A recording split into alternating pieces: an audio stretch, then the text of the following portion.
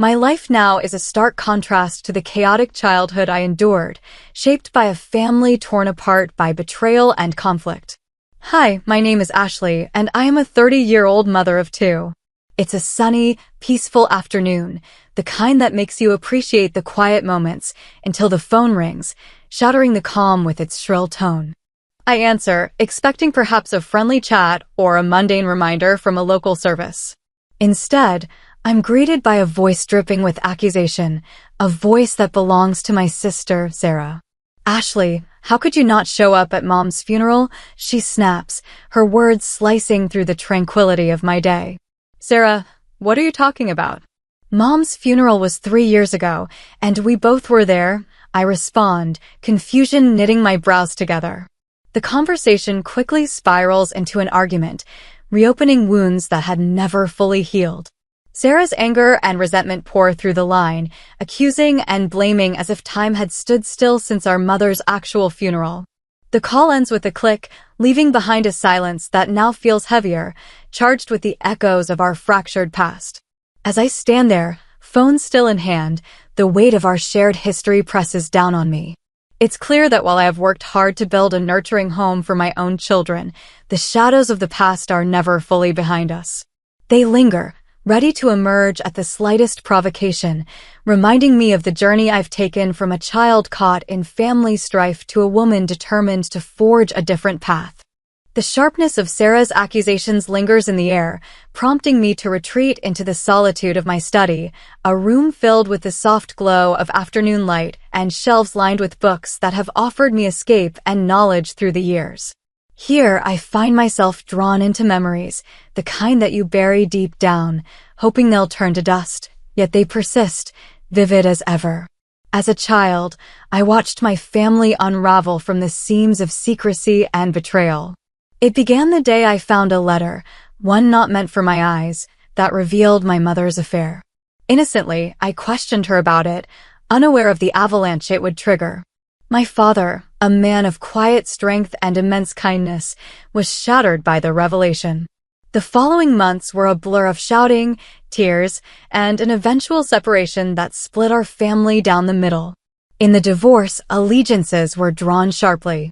My sister, Sarah, sided with our mother, mirroring her fiery spirit and, perhaps unconsciously, her self-centeredness. I remained with our father, who despite his heartbreak, tried to shield me from the bitterness that consumed our home. His marriage to Elaine, his secretary who later became my beloved stepmother, was a balm to our wounded family. Elaine was everything my biological mother was not, warm, attentive, and utterly devoted to our well-being. Elaine's presence in our lives brought a sense of stability and affection that was sorely missing before. She taught me about resilience, about the kind of love that isn't loud or flashy, but steady and unconditional.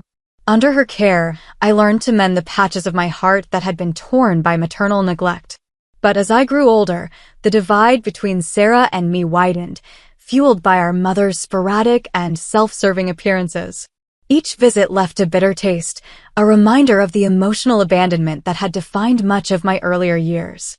Sarah, however, soaked up our mother's rare affections, always desperate for more, always blaming me for the family's ills, as if I had been the architect of our mother's failings. Sitting now in my study, surrounded by the tranquility of my chosen sanctuary, I can't help but feel both distant from and painfully close to these memories.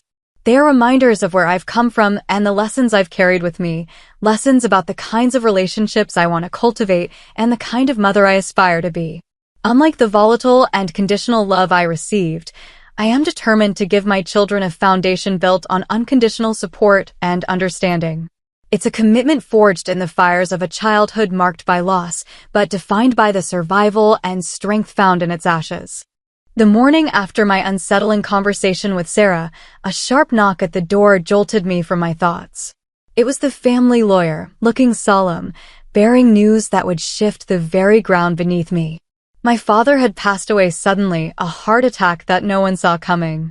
The grief was immediate and profound, a wave that knocked the breath from my lungs.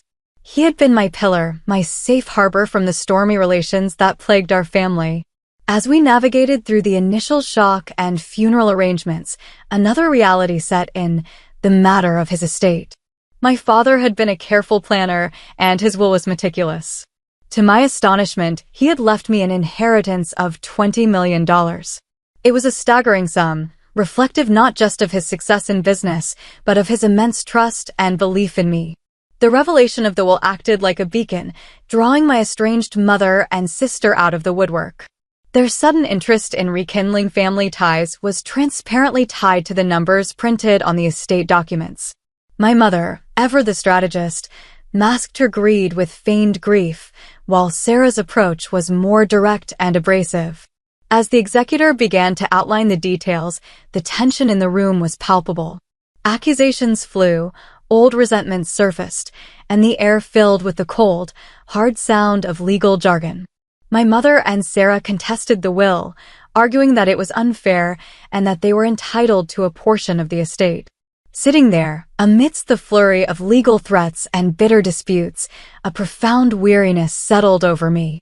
It wasn't just the grief for my father that weighed on me, but a deep exhaustion with the endless cycle of conflict. In a moment of clarity, I realized that no amount of money was worth this turmoil.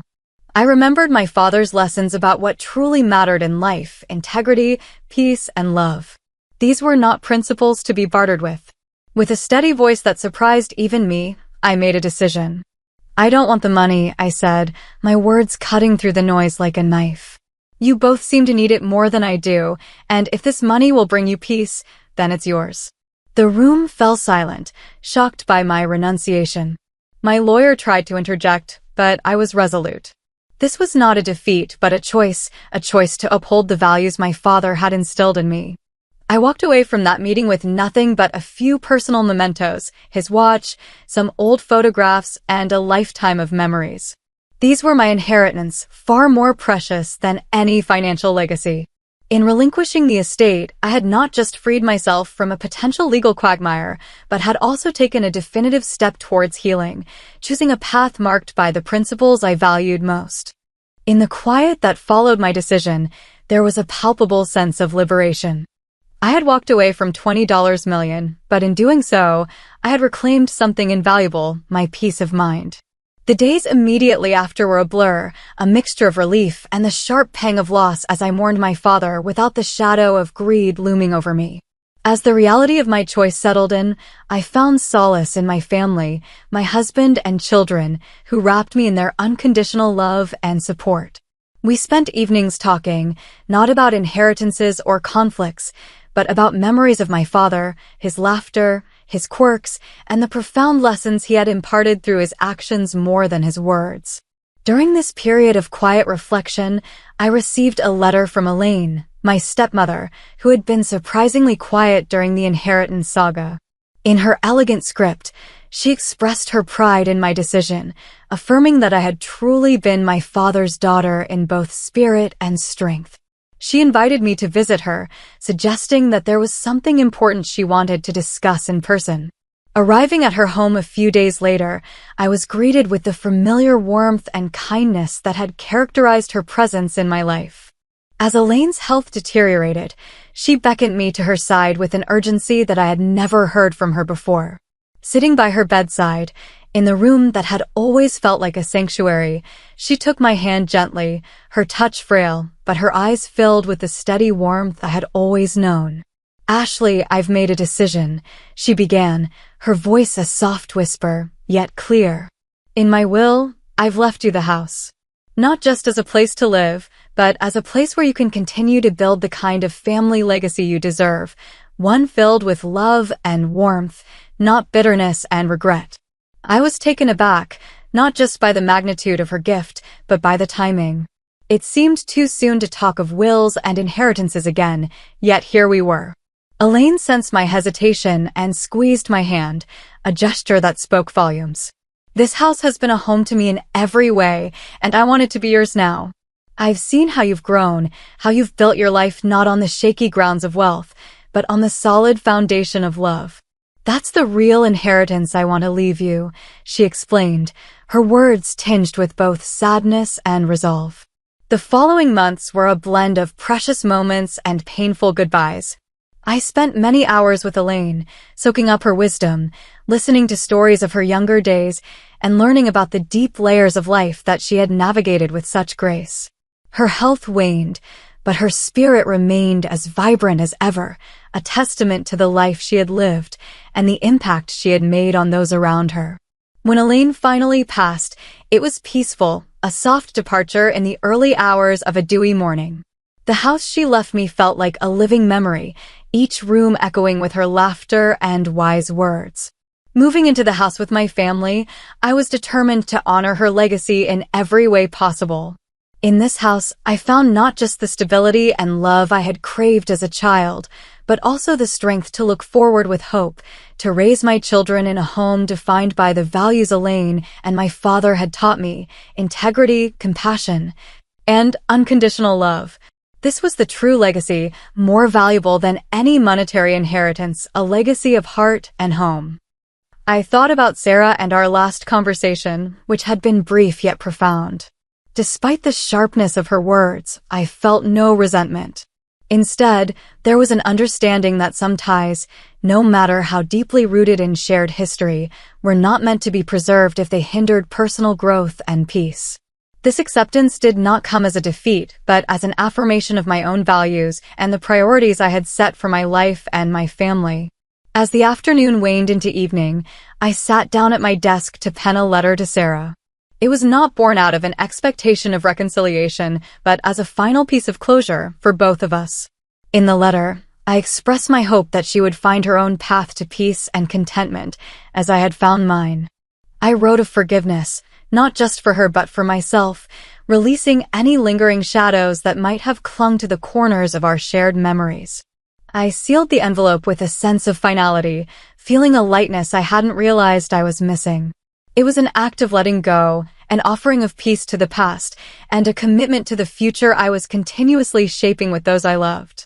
In building this new foundation, I realized that family isn't just about what we inherit from the past, but what we create for the future. The true legacy I was passing on was one of resilience, empathy, and a profound understanding that, above all, love was the greatest inheritance we could offer.